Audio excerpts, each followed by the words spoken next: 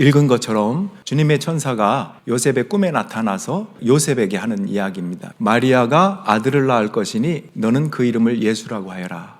그 이름의 뜻이 뭐냐면 그가 자기 백성을 그들의 죄에서 구원하실 것이다. 죄에서 구원할 자, 그게 예수라고 하는 이름의 뜻입니다. 자, 구원이라는 말도 중요하지만 먼저 죄에서라는 말도 중요합니다. 왜냐하면 모든 문제의 근원이 죄로부터 나오고 그리고 그 근원적인 해답은 예수님밖에 없다라고 믿고 고백하는 것이 기독교거든요. 우리 인간은 너무나 연약해서 자기 자신을 자꾸 높이려고 그래요. 근데 크리스찬은 자기를 높이는 게 아니라 예수님을 높이는 것, 그것이 기독교의 핵심입니다. 그분만이 나를 제일 잘 아시고 내 아픔도 내 상처도 모든 것을 아셔요. 그리고 내가 얼마나 죄인인지도 아십니다. 그러나 그 속에서 나를 죄인이야 정죄하고 내버려 두시는 분이 아니라 사랑으로 내 곁에 오셔서 나를 구원하시고 하나님의 자녀로 삼으시는 그런 은혜의 하나님이시기 때문에 그렇습니다. 말씀을 몇 군데 읽을 텐데 지금 읽을 요한 1서 4장 9절 10절 말씀을 눈으로 보면서 여러분에게 하나님의 사랑과 은혜가 전해지기를 바랍니다. 제가 읽어볼게요. 하나님의 사랑이 우리에게 이렇게 드러났으니 곧 하나님이 자기 외아들을 세상에 보내주셔서 우리로 하여금 그로 말미암아 살게 해주신 것입니다. 사랑은 이 사실에 있으니 곧 우리가 하나님을 사랑한 것이 아니라 하나님이 우리를 사랑하셔서 자기 아들을 보내어 우리의 죄를 위하여 화목제물이 되게 하신 것입니다. 9절에 우리는 그로 말미암아 산 사람이다. 이 말은 우리가 그로 말미암아 작동하는 사람이라는 건데, 자, 여러분 돌아보세요. 나는 크리스찬으로서 하나님의 말씀이 내 삶에 작동하고 있는가? 나는 하나님의 사랑과 그분의 말씀으로 인하여 움직여지는 사람인가? 아니면 외부적인 것과 세상적인 것으로 인하여 움직여지고 그것에 소망을 갖는 사람인가? 이런 부분입니다. 한번 살펴보십시오. 또 10절에 보니까 인간의 죄와 연약함 속에서도 하나님이 먼저 우리를 사랑하셨다, 이렇게 나와요. 자기 아들을 보낸 사랑, 화목제물로 우리의 죄를 속하기 위하여 제물이 되신 사랑. 영어 표현에 보면 This is love라고 돼 있어요. 이게 사랑이래요. 딴 게 사랑이 아니라 이게 사랑이다. 하나님이 독생자 그 아들을 보내주셔서 죄 많은 우리를 그냥 두지 않고 구원해 주시고 사랑해 주시고 희생의 제물로, 그것이 사랑이다라고 말하고 있습니다. 오늘 설교 제목처럼 예수님은 사랑의 약속대로 이 땅에 오신 분이에요. 무엇이 사랑이고 무엇이 사랑이 아닌가도 말씀해 주셨어요. 예를 들면 사도 바울이 많은 신약성경 서신서를, 편지를 썼지만 그 중에 고린도전서와 고린도후서가 있습니다. 예수님의 사랑이 어떤 것인가를 깊이 체험했던 사도 바울이 공동체를 이루는 교회 안에서 무엇이 진짜 사랑으로 드러나야 하는가에 대한 부분을 편지를 많이 썼어요. 고린도 교회는 그랬습니다. 성도가 파벌을 만들거나 섬기라고 주시는 사로 자기를 높인다면 성숙한 사람이 아닙니다. 미성숙한 어린이입니다. 더 큰 은사인 사랑을 사모하십시오. 이렇게 얘기하면서 보여주는 말씀이 고린도전서 13장 4절로 7절이에요. 사랑은 오래 참고 친절합니다. 사랑은 시기하지 않으며 뽐내지 않으며 교만하지 않습니다. 사랑은 무례하지 않으며 자기의 이익을 구하지 않으며 성을 내지 않으며 원한을 품지 않습니다. 사랑은 불의를 기뻐하지 않으며 진리와 함께 기뻐합니다. 사랑은 모든 것을 덮어주며 모든 것을 믿으며 모든 것을 바라며 모든 것을 견딥니다.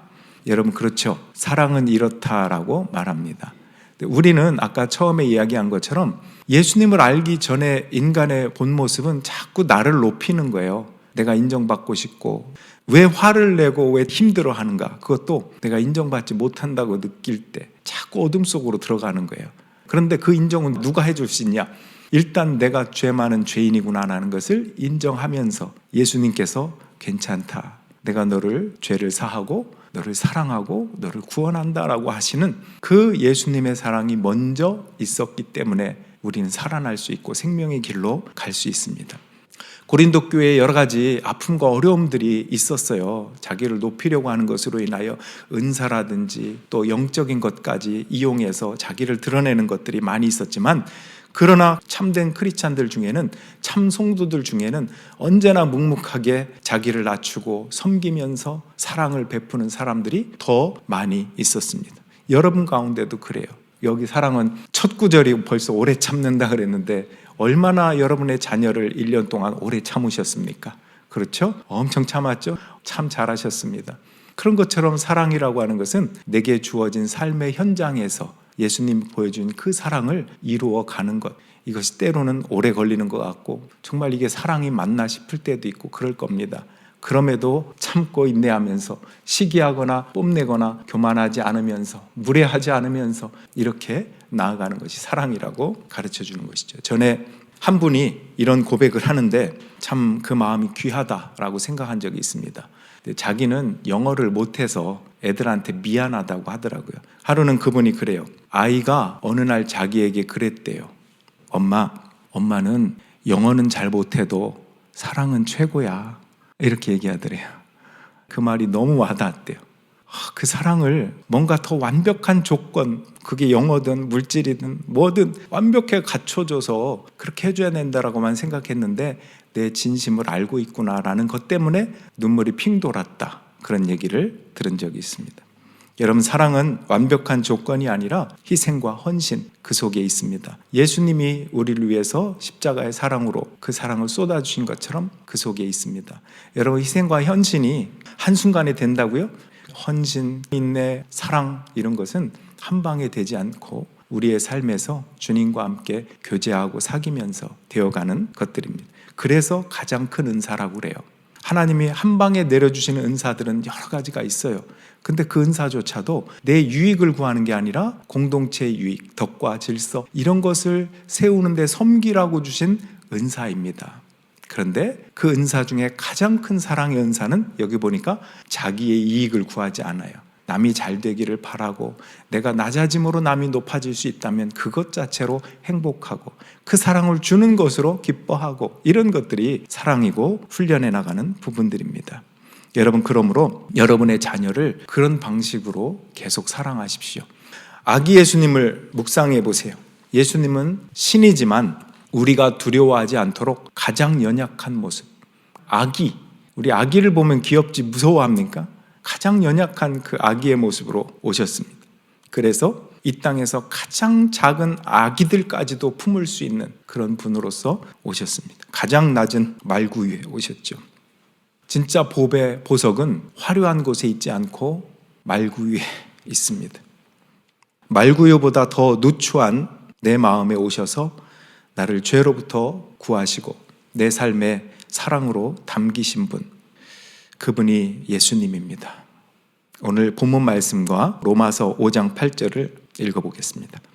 마리아가 아들을 낳을 것이니 너는 그 이름을 예수라고 하여라. 그가 자기 백성을 그들의 죄에서 구원하실 것이다. 로마서 5장 8절, 우리가 아직 죄인 되었을 때 그리스도께서 우리를 위하여 죽으셨습니다. 이리하여 하나님께서는 우리들에 대한 자기의 사랑을 실증하셨습니다. 십자가로 실증을 하셨어요. 그러니까 처음에 태어날 때는 가장 낮고 천하고 냄새나는 말구 위에 오신 그분, 그래서 이 세상의 모든 상상 그 이상으로 낮아 있는 사람들까지도 이해할 수 있는 예수님, 우리가 눈물로 고백하고 참다운 사랑이 아닌 거짓된 사랑으로 살아온 것 아닌가? 때로는 죄책감을 갖는 우리에게 참사랑이 무엇인가를 가르쳐 주시고, 우리가 신앙생활하며 나를 높이는 대신 그분만을 높이는 참다운 크리스찬으로 살아갈 수 있도록 예수님은 아기로 오셨어요. 그리고 나서 돌아가실 때는 어땠습니까? 여기 말씀해 보니까 그리스도께서 우리를 위하여 죽으심으로, 십자가의 사랑으로 우리를 그렇게 사랑하셨다라는 거예요. 처음과 끝이 사랑이었다는 것입니다. 한번 생각해 볼까요? 예수님이 공생애 동안 수많은 사역을 하셨어요. 빵을 만들어 먹이시기도 하고 병든 자를 고치시기도 하고 기적도 일으키시고 풍랑을 잠잠하게도 하셨습니다. 그런데 어떤 사람은 빵을 먹은 채 예수님을 떠났습니다. 또 어떤 사람은 병이 나은 채 예수님을 떠났습니다. 그런데 어떨까요? 십자가를 경험하고 그 십자가가 진정한 사랑이었구나라고 말하는 사람은 제자가 되었어요. 헌신된 제자가 되었습니다. 여러분, 우리는 신앙생활 하면서 나의 욕구를 이루어져야 내가 움직이겠다고 하는 그런 소망이 있을 때도 있습니다. 이거 주세요, 저거 주세요, 간구하는 것만이 신앙생활이고 기도라고 생각할 때가 너무 많은 것 같아요. 그 기도의 응답을 통해서 내가 하나님의 사랑으로 잘 나아가라고 이끌어 주시는 그런 계기로 삼으시기도 합니다. 빵을 먹는 그 기적 속에서 정말 예수님은 생명의 빵이시구나 라는 것을 이해하고 경험하는 쪽으로 나아가야지, 이번에는 빵 줬으니까 다음엔 딴 것도 주세요, 이런 쪽으로 멈춰서는 안 됩니다. 예수님은 생명의 빵이고 물을 포도주로 만드신 것처럼 그분은 생명이며 기쁨을 주는 포도주라고 하는 사실이죠. 뿐만 아니라 죽고 다시 사는 그 예수님의 참다운 기적, 그로 인해서 우리를 어떻게 사랑하셨는가, 이것이 가장 큰 핵심입니다. 사랑의 약속으로 오신 분을 높여드리는 그런 예배자. 예배라고 하는 것은 하나님의 영광 앞에 서서 나를 내려놓고 그분을 높이는 것입니다. 그렇게 예수님을 믿고 사랑의 약속을 받아들일 때만 감사의 삶으로 나아갈 수 있어요. 그렇지 않겠습니까? 우리는 바라는 게 많고 욕망이 많아. 근데 내 뜻대로 안 돼. 그걸 하나님께 기도해. 때론 들어주시는데 때론 들어주지 않으셔. 그러면 내 신앙의 사이클은 거기에 멈춰버려요. 그게 아니고 나에게 이런 기적과 은혜를 베풀어 주신 하나님께서는 참다운 사랑의 길이 어떤 것인지 이 일들을 통해서 보여주셨구나. 얼마나 감사한가. 돌아보니 사소한 것들이 다 감사네. 정말 세상이 줄 수 없구나, 그 평화는. 여러분, 하나님의 사랑을 경험했던 순간이 언제입니까? 사랑으로 우리를 끝까지 대하시고 우리를 가장 큰 은사, 사랑의 은사를 받고 그렇게 살아가기를 바라시는 주님 안에서 성장하는 열매가 되는 저와 여러분들이 되기를 주님의 이름으로 축원합니다. 아멘. 그 어린 주 예수 가사 생각하면서